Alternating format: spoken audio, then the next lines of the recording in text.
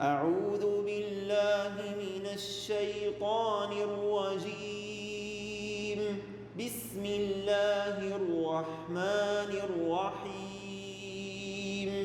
لإيلاف قريش إيلافهم رحلة الشتاء والصيف فليعبدوا رب هذا البيت الذي أطعمهم